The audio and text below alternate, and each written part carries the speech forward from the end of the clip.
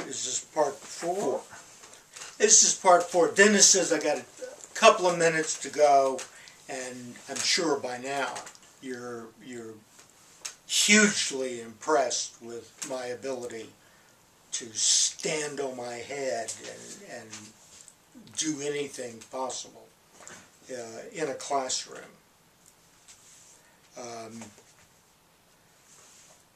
Not having to work or not having to work for money turns out to be a kind of neat arrangement. Except, of course, I'm a very low energy person. I'm lazy. I have an avoidant, dependent personality. I worry a lot. Over my life, until the last 20 years or so, I worried a lot, used drugs, mostly stimulants, stuff that you give to hyperactive children. But since I wasn't hyperactive, all it did was make me more attentive and more energetic. So the result was people who make it in our society tend to have high energy and optimism. And what energy and optimism I had was drug-induced. But the net result was that I could go in and answer questions that no one else could even think of, because that's what I wanted to do. Now, what you would want a society to do, if you wanted to have a good society, is to give people an opportunity to have lives that feel good. Drugs are not a way to sustainably feel good, incidentally. Although drug use is very, very widespread in the U.S. in the form of painkillers, tranquilizers, and all the other drugs that people get from doctors.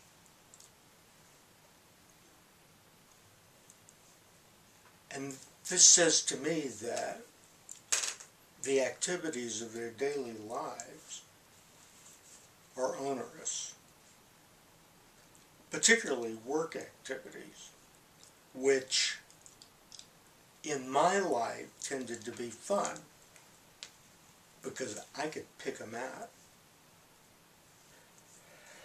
But I could also lead toward developing ideas that led to publications. And so, while being almost a total failure, I had about 30 publications and wrote the material for about 15 courses that I taught.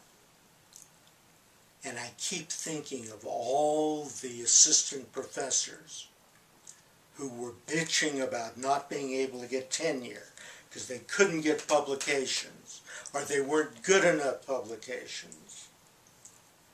And all they really had to do was to take this crummy graduate student who was spending decades fucking around teaching courses.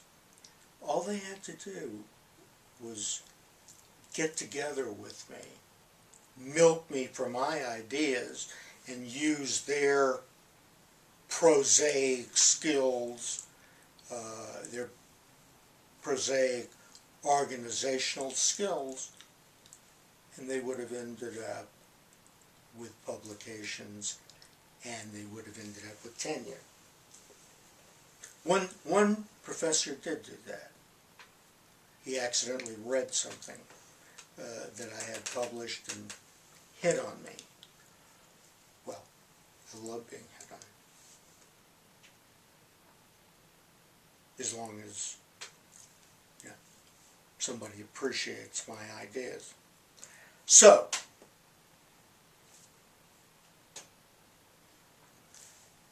what seems to be the case is that humans, including Americans, who have relationships, not those that you use people, but intrinsically enlivening relationships with a broad array of people. Not the right people, but people whose connection feels good and who have complex activities that they pursue, some competitive, some not. Artistic things, sports, even academic inquiry,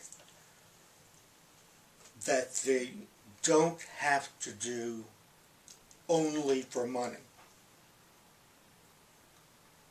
So the independent, complex, goal-oriented activities provide emotional spillover that makes the leisure time feel better than it would otherwise.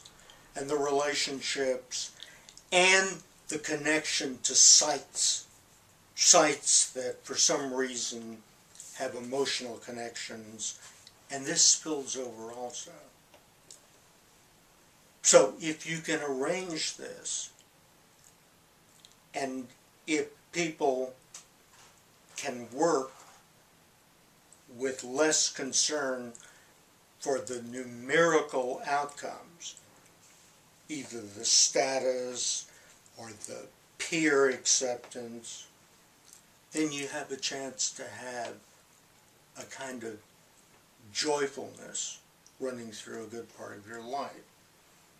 That would be a successful economy, and that would be a successful society. And I bet I'm out of time.